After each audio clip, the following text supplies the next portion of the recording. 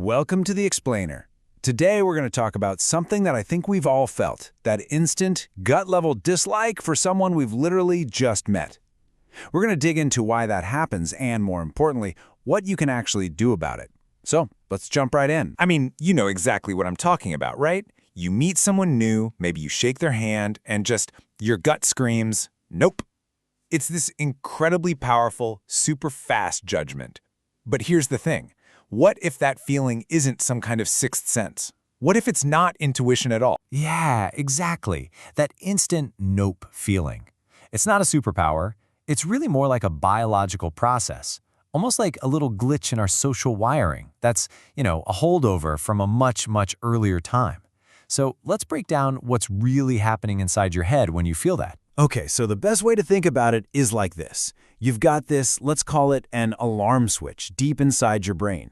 And when you meet someone new, that switch can get flipped automatically. Just click, and suddenly your whole system is on high alert, preparing you for a threat that probably isn't even real. And this is all happening before you've even had a real conversation. So why? Why is our brain so quick to sound the alarm? And that really gets to the heart of it, doesn't it? This alarm switch in our brains. If we can understand why it's there in the first place, that's the first step to getting a handle on it. And it all comes down to our most basic, fundamental programming. See, your brain's primary job, its number one mission, isn't making friends, it's keeping you alive. Period. It's this ancient piece of hardware, hardwired for one thing, survival. It's designed to avoid danger, no matter what. And for our ancestors, making these split-second judgments about strangers, well, that was an absolutely critical survival skill. And believe me, this system is lightning fast. I mean, we're talking about just a few seconds. That is all it takes. In literally less time than it takes to say, nice to meet you, your brain has already sorted this new person into a threat or no threat box. But think about it. What information is it even using to make such a huge decision so quickly? Well, as you're about to see, it's not exactly using high-quality data. So look at these. These are the kinds of flimsy, superficial things that can flip that switch. A quiet voice. Your brain might flag that as sneaky. Someone seems a little nervous. Your brain might label that as weakness. Even something as silly as flashy clothes could get misinterpreted as a sign of aggression. These are just subconscious biases. They're not facts. But wait, it gets even more complicated.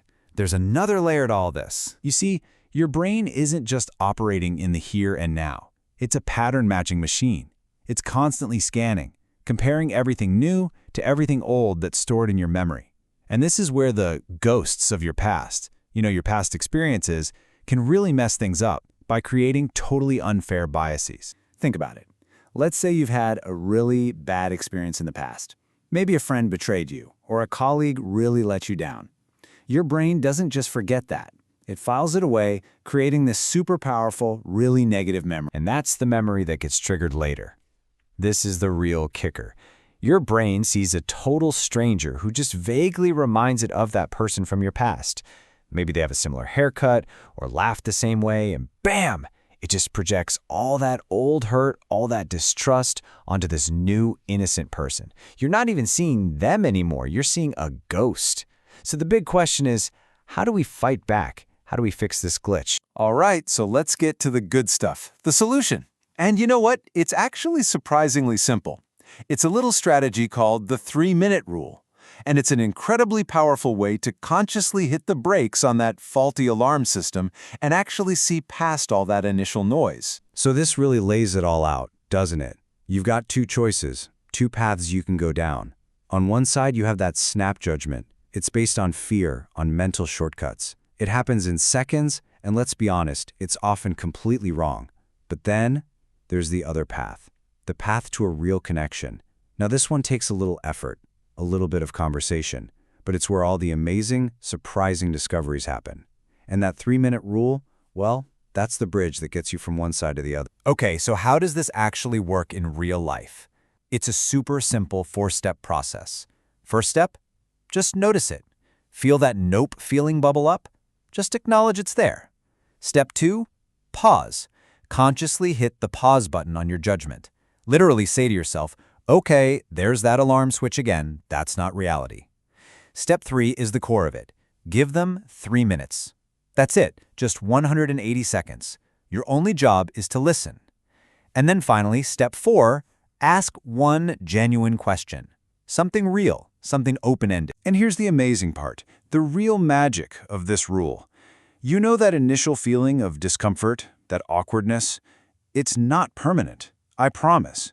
It almost always starts to just melt away the second a real conversation starts. The more you actually learn about the person standing right in front of you, the quieter that faulty alarm in your head gets. You have to remember this. A person's true character, you're not going to find it in a snap judgment. It just doesn't work that way. It's revealed slowly, through actual conversation, through sharing stories, through a real interaction.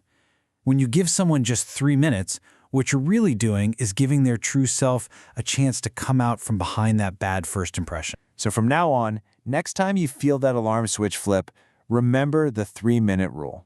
Just pause, listen, and ask one real question. Who knows, the most interesting, the most valuable, maybe even the most important people in your life, they might be waiting right there for you just on the other side of that instant dislike. So my question to you is, who will you discover?